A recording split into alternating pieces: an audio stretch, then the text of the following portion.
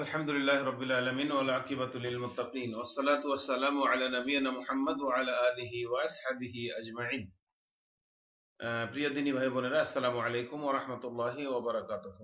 আজকে আমি আপনাদের সামনে একটি সত্যের উন্মোচন করতে যাচ্ছি এবং একটি মিথ্যাকে আমাদের দেশের আলেম নামধারী কতিপয় ধর্ম ব্যবসায়ীরা কিভাবে আমাদের দেশের সাধারণ জনগণদেরকে ইসলামের পথে ডেকে নিয়ে তারা চেষ্টা করছে তাগুতের অনুসরণ করা, তার একটি নমুনা আজকে আপনাদের সামনে দেখাবো।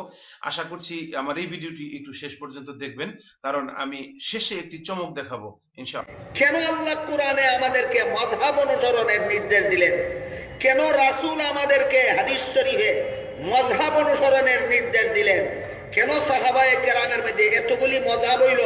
কেন একদল সাহাবা আর বিভিন্ন সাহাবীর মাযহাব অনুসরণ করলেন?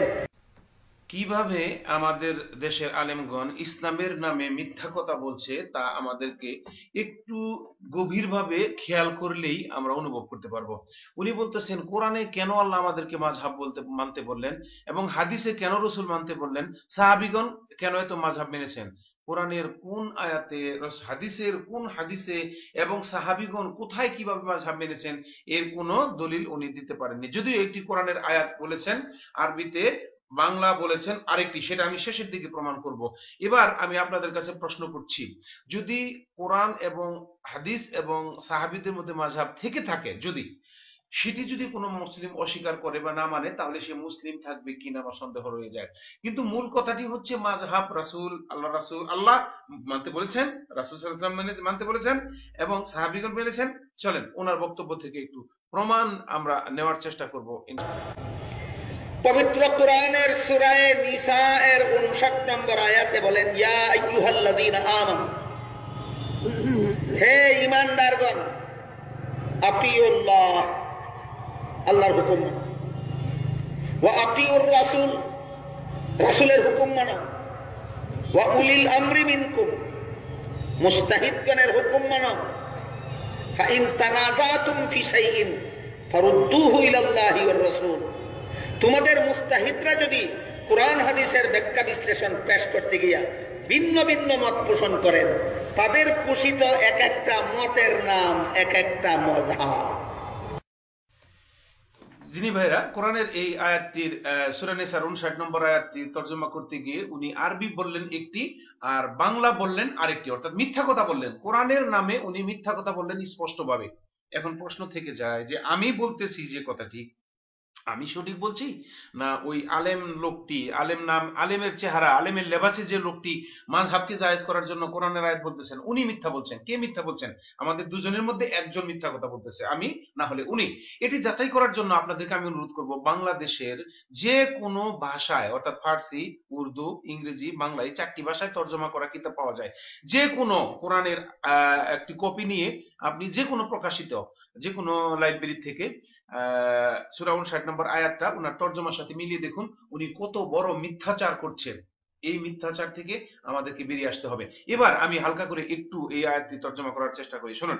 বিসমিল্লাহির রহমানির রহিম, ইয়া আইয়ুহাল্লাযীনা আমানু আতিউল্লাহা ওয়া আতিউর রাসূল, হে ঈমানদারগণ, তোমরা আনুগত্য করো আল্লাহর এবং অনুসরণ করো তার রাসূলের, ওয়া উলিল আমরি মিনকুম, এবং নেতৃস্থানীয় ব্যক্তি কিংবা উলামাদেরও, ফাইন তানাজাতুম ফি শাইইন ফারুদ্দুহু ইলাল্লাহি ওয়া রাসূল। উনি কি বললেন?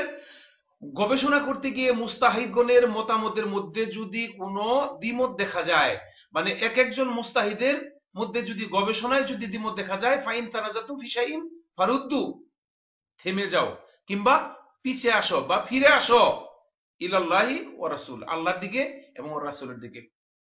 আয়াতটি বলতেছে তোমাদের মধ্যে যদি কোনো বিষয়ে দ্বিমত দেখা যায় তাহলে তোমরা ফিরে আসো কোরআন এবং হাদিসের দিকে। আর উনি বলতেছেন তোমাদের মধ্যে যদি দ্বিমত দেখা যায় তাহলে প্রত্যেকটি দ্বিমত এক একটি মাযহাব। নাউজুবিল্লাহ, এরা মুসলিম কোথায় আছে আমি জানি না। আল্লাহু আকবার, আল্লাহু আকবার, আল্লাহু আকবার, ইয়া রাব্বুল আলামিন। এইভাবে ধর্মের নাম করে মানুষকে বিধর্মের দিকে ডাকা, তাও সেটা আবার আলেম নামধারী লোকদের। আল্লাহু আকবার, আমি কিভাবে বরদাস্ত করব আমি জানি না। আল্লাহ তুমি আমাকে ধৈর্য ধরার তৌফিক দান করো। শুনুন পরবর্তীটা। মাযহাব শব্দের অর্থই পথ।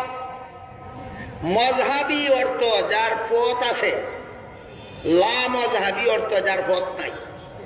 এই জায়গায় উনি সঠিক কথা বলেছেন। মাযহাব শব্দের অর্থ পথ। মাযহাব শব্দের অনেকগুলো অর্থ রয়েছে, একটির অর্থ হচ্ছে পথ। এই কথাটা ওনার সঠিক। আমি আপনাদের কাছে জানতে চাই, মাযহাব শব্দের অর্থ পথ, তাহলে ইসলামে জান্নাতে যাওয়ার পথ কয়টি? রাসূল কয়টি পথ দেখিয়েছেন? আমাদের প্রিয় নবী সাল্লাল্লাহু আলাইহি সাল্লাম কয়টি পথ দেখিয়েছেন? প্রতিদিন আমরা সূরা ফাতিহা পড়ার সময় ইহদিনাস সিরাতাল মুস্তাকিম শব্দটি যে উচ্চারণ করি, বাক্যটি উচ্চারণ করি, আমাদেরকে সোজা জান্নাতের রাস্তা দেখাও, এটি আমরা প্রতিদিন আল্লাহর কাছে দোয়া করি সূরা ফাতিহার ভিতরে। আর এই লোকটি আমাদেরকে বুঝাতে চাচ্ছেন অনেকগুলা পথ। মাযহাব যারা মাযহাব মানে তাদের পথ আছে, যারা মাযহাব মানে না তাদের পথ নাই। আমরা সাধারণ মুসলমানেরা এ এ বলে বলে তার সাথে বলছি সুবহানাল্লাহ সুবহানাল্লাহ। কোথায় আমাদের বিবেক? আল্লাহ কি আমাদের বিবেককে ধ্বংস করে দিয়েছেন? আমাদের মনের দরজা কি বন্ধ করে দিয়েছেন? আমাদের হৃদয় কি তালা লাগিয়ে দিয়েছেন? আমাদেরকে হৃদয় খুলে উন্মুক্ত ভাবে আমাদেরকে সকল চক্রান্তের বেড়াজাল থেকে বেরিয়ে আমাদেরকে যেতে হবে সেই পথে, যে পথে আল্লাহ পরিচালিত হতে বলেছেন এবং রাসূল আমাদেরকে শিখিয়েছেন এবং চলে গেছেন সালফে সালেহিনগণ। আল্লাহ সুবহানাহু ওয়া তাআলা আমাদেরকে তৌফিক দান করুন। ওয়া মা আলাইনা ইল্লাল বালাগ। আসসালামু আলাইকুম ওয়া রাহমাতুল্লাহি ওয়া বারাকাতুহু।